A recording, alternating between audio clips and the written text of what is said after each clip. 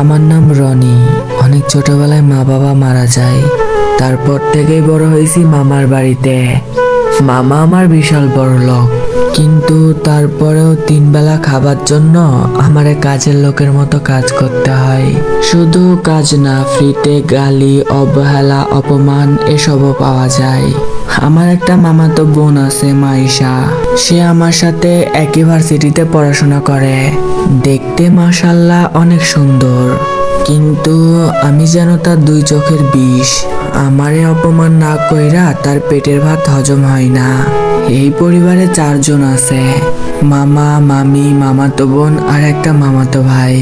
এদের মধ্যে আমার একমাত্র কষ্টের সঙ্গী হচ্ছে আমার মামাতো ভাই। বয়স বেশি না, 6 কি 7 হবে, কিন্তু তবুও তাকে আমার ফ্রেন্ড বলতে পারেন। মামির কথা নাই বা বললাম, সৎ মারাও এতটা খারাপ ব্যবহার করে না যতটা মামি আমার সাথে করে। এই তো সেদিন মামি আমাকে চা বানাইতে বলে।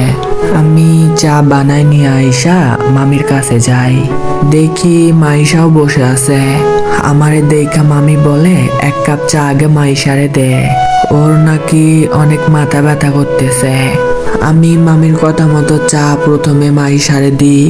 ও চায়ের কাপে চুমুক দেওয়ার সাথে সাথে বলে ওঠে, এই এতিমের বাচ্চা এতিম, এটা কি চা বানাইছস? এইটা চা নাকি ঠান্ডা শরবত? আমি বলি, আমি তো এক্ষুনি চাটা বানাইলাম, গরমই তো আছে। এই কথা শুনেও বলে, গরম আছে, দাঁড়া তোরে দেখাইতেছি। এইটা বলে চায়ের কাপের সব চা আমার হাতে ছুঁইরা মারে। গরম চা থাকার কারণে সাথে সাথে আমার হাতে ফোসকা পইরা যায়। আমি কিছু না বইলা আমার চিরকোঠা রুমে চলে আসি। আমি জানি ও ইচ্ছে করে এমনটা করছে যাতে আমি কষ্ট পাই। ও যে শুধু আমার সাথে বাড়িতে এমনটা করে এইটা না, ভার্সিটি গেলেও ও আমাকে সবার সামনে অপমান করে। আমার মা বাবা নিয়ে খারাপ খারাপ কথা বলে। আমি শুধু মুখ বুজে সবকিছু সহ্য করি। কি করব, আমার তো যাওয়ার কোথাও জায়গা নাই। তাছাড়া আমি চইলা গেলে আমার মামার খেয়াল রাখবে কে? আমার পিচ্চি ভাইটার মন ভালো করবে কে? তাই এসব কিছু ভেবে আমি কাউরে কিছু বলি না। এখন চলেন বাস্তবে ফিরা যাক। আজকে আমি সকাল সকাল উঠা বাড়ির সব কাজ কইরা ফেলি। সব কাজ শেষ করে আমি ভার্সিটিতে চলে আসি। আজকে আমাদের ভার্সিটিতে সাংস্কৃতিক অনুষ্ঠান আছে, যার কারণে সবাই সুন্দর সুন্দর পোশাক আশাক নিজেকে পরিপাটি কইরা নিয়ে আসছে। আমিও নিজেকে পরিপাটি কইরা নিয়ে আসছি। তবে আমার গায়ে জামা কাপড় গুলা 3 বছর আগের। রোজার ঈদে মামা কিনা দিছিল। এরপরে অবশ্য মামা অনেক জামা কাপড়ই কিনা দিছিল, কিন্তু কয়েকদিন পরার পরে সেগুলা ঠিক থাকতো না। কোনোটার পিঠ বরাবর কেচি দিয়ে কাটা, কোনোটার হাত কাটা, কোনোটা আবার কয়েল দিয়ে পোড়ানো। আমি জানতাম এগুলা মাইশার কাজ, কিন্তু সাহস করে কখনো তারে বলি নাই। এইসব ভাবতে ভাবতে আমি ভার্সিটির হল রুমে চলে আসি। আমার আসার প্রায় আধা ঘন্টা পর অনুষ্ঠান শুরু হয়ে যায়। এই অনুষ্ঠানের হোস্ট হচ্ছে মাইশা। আজকে সে অনেক সুন্দর করে সেজে আসছে, যে কোনো ছেলে আজকে তারে দেখা ক্রাশ খাবে। সে যখন স্টেজে সকল অতিথিকে ডাকতেছিল, সবাই তখন হা করে মাইশার দিকে তাকাইতেছিল, কারণ ও অনেক সুন্দর করে অ্যাঙ্কারিং করতেছিল। অনুষ্ঠানের একটা সময় মাইশা বলে, আমরা আজকে এমন একটা ছেলের গান শুনবো যার গান শোনার জন্য আমরা সবাই ওতলা হয়ে আছি, যার সুমধুর কণ্ঠ শোনার জন্য কারোরই আর তর্স হইতেছে না। সে আর কেউ না, আমাদের সবার প্রিয় রনি। হ্যাঁ, আপনারা ঠিক শুনেছেন, এখন আমাদের গান শোনাবে রনি। তাই তাড়াতাড়ি স্টেজে রনিকে আসার জন্য অনুরোধ জানাচ্ছি। এই কথা শোনার সাথে সাথে সবাই বড় বড় চোখ করে আমার দিকে তাকায় আছে। আমি কি করব কিছুই বুঝতেছি না।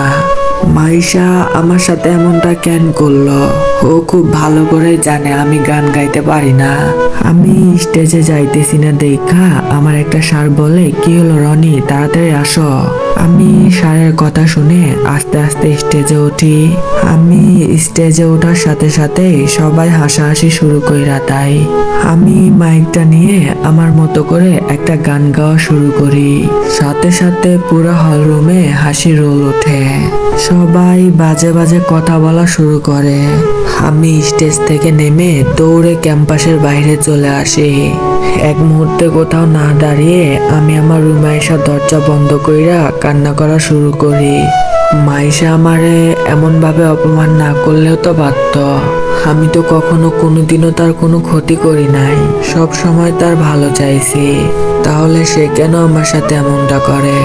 এসব ভাবতে ভাবতে কখন যে ঘুমাই গেছি মনে নাই। ঘুম ভাঙে দরজার জোরে জোরে আওয়াজে। আমি দরজা খুইলা দেখি মামি দাঁড়ায় আছে। আর আমারে দেখা সে বলা শুরু করে, এই ছোট লোকের বাচ্চা, কতক্ষণ ধরে তোরে ডাকতেছি, পইরা পইরা ঘুমাইতেছস? তো বাড়ির কাজ করবে কে? তাড়াতাড়ি আয়, আমি মাইশার সব নোংরা জামা কাপড় বের করে রাখছি, ওইগুলা ধুইয়া দে। আমিও কোনো কথা না বলে মামির সাথে যাই। এরপর সব জামা কাপড় ধুয়ে ছাদে শুকাইতে দিই। আমি ছাদে কাপড় শুকাইতেছি, এমন সময় ছাদে মাইশা আসে। সে আয়সা বলে, এই তিমির বাচ্চা, তোর কি একটু লজ্জা শরম নাই? তোরে সেই ছোটবেলা থেকে অপমান করে আসছে, এরপরেও তুই এ বাড়িতে কেন আসস? আমি হইলে তো কত আগে এই বাড়ি ছাইরা চইলা যাইতাম। ও বুঝছি, তুই এই বাড়ি ছাইরা কেন যাবি? তুই তো আব্বুর কাছ থেকে সব সম্পত্তি হাতাইতে চাস, আর এই বাড়ি ছাইরা চইলা গেলে তো সেইটার হবে না। এই জন্য এখনো এই বাড়িতে আসস, তাই না? মাইশার এই কথাটা শুনে আমার অনেক খারাপ লাগে। তাই আমি তারে বলি, যে যেমন সে অন্য কেউ ঠিক তেমনটাই ভাবে, কিন্তু সবাই তো আর এক না। এই কথা শোনার পর ও বলে, এই ছোট লোকের বাচ্চা, তুই কি বুঝাইতে চাইতিছস? এই বইলা ও আমার গালে একটা থাপ্পড় বসাই দেয়। এরপর বলে, নিজেকে লিমিটের মধ্যে রাখবি, বেশি কথা বললে লাথি মাইরা বাড়ি থেকে বের কইরা দিব। এই বইলা সে ছাদ থেকে চইলা যায়, আর আমি চুপচাপ সেইখানে দাঁড়াই থাকি। এরপর আরো কয়েকটা দিন কাইটা যায়। ইদানিং মাইশারে একটা বাজে ছেলের সাথে বেশি দেখতেছি। ছেলেটারে আমি আগে থেকেই চিনি, আমাদের ভার্সিটির বড় ভাই। খোঁজ নিয়ে জানতে পারি মাইশা ওই বড় ভাইয়ের সাথে রিলেশনে গেছে। এইটা শোনার পর বুকের ভেতরটা কেমন করে ওঠে। ছেলেটা একটা প্লে বয়, এর আগেও অনেক মেয়ের সাথে রিলেশনে গেছে। তার মধ্যে একটা মেয়ে তো প্রেগনেন্টও হয়ে গেছিল। পরে ছেলেটা মেয়েটারে মাইনা না নিলে মেয়েটা আত্মহত্যা করে। এত কিছু ভার্সিটির কেউ জানে না। আমি ওই বড় ভাইয়ের এক ক্লোজ ফ্রেন্ডের কাছ থেকে জানছি, তাই কথাগুলো আমি মাইশারে বলি। সবকিছু শুই না ও আমাকে ভার্সিটির সবার সামনে থাপ্পড় মারে, আমারে নানান কিছু বইলা অপমান করে। একটা সময় আমার আম্মু আব্বুর নিয়ে অনেক খারাপ কথা বলে, আমি আর সহ্য করতে পারি নাই। সাথে সাথে ওর গালে একটা থাপ্পড় বসাই দিই। আমার থাপ্পড় খায়া ওর চোখ দিয়ে পানি পড়তে শুরু করে। ও আমারে বলে, ছোট লোকের বাচ্চা, তুই আমার গায়ে হাত তুললি? হাই, বাসায় আয়, তারপর দেখাইতেছি তোরে। এই বইলা হনন কইরা ভার্সিটি থেকে বের হয়ে যায়। আমার রাগটা কমলে আমি বুঝতে পারি এইটা আমি মাইশার সাথে ঠিক করি নাই। হাজার হোক, ও একটা মেয়ে, আর একটা মেয়ের গায়ে সবার সামনে হাত তোলা আমার ঠিক হয় নাই। এই সব কিছু ভাবতে ভাবতে আমি বাসায় চলে আসি। বাসায় আইসা দেখি সবকিছু স্বাভাবিকই আছে। এর মানে মাইশা মামিরে কিছু বলে নাই। রাত প্রায় 12টা। আমি পড়াশোনা শেষ করে ঘুমাইতে যাব, এমন সময় মাইশা ফোন করে বলে, আমার রুমে এক গ্লাস পানি নিয়ে আয়। আমি তার কথা মতো তার রুমে পানি নিয়ে যাই। আমি রুমে ঢুকতেই ও রুমের দরজা লক করে ফেলে। এরপর ও যা শুরু করে এইটা আমি কখনো কল্পনাতেও ভাবি নাই। ও ওর গায়ে থাকা জামা কাপড়গুলা নিজে নিজে ছিঁড়া বিছানা আউল ঝাউল কইরা চিৎকার করা শুরু করে। আমি কিছু বুঝে ওঠার আগেই মাইশার দরজায় বাইরে থেকে ধাক্কাধাক্কি শুরু হয়। এরপর মাইশা দৌড়ে গিয়ে দরজা খুইলা দেয়। দরজা খুলেই সে মামিরে জড়াই ধরে কান্না শুরু করে। এরপর ও কান্না করে বলে, আব্বু জানো, রনি আমার সাথে জোর করে খারাপ কাজ করতে চাইছিল। এটা শোনার সাথে সাথে মামা আমার কাছে এসে আমারে পিটাইতে শুরু করে। বলে, হারামজাদা, এতদিনে আমি দুধ কলা দেয়া কাল সাপ পালছি। বের হ, তুই এক্ষুনি আমার বাড়ি থেকে বের হ। সবাইকে আসসালামু আলাইকুম। আশা করি সবাই অনেক ভালো আছেন। আল্লাহর রহমতে আমি অনেক ভালো আছি। তো নতুন গল্প দিতে অনেকটা দেরি হয়ে গেল। আশা করি এই গল্পটা আপনাদের অনেক ভালো লাগবে। তো সবাই বেশি বেশি করে গল্পটা শেয়ার করবেন, লাইক দিবেন আর কমেন্ট করবেন। सोनी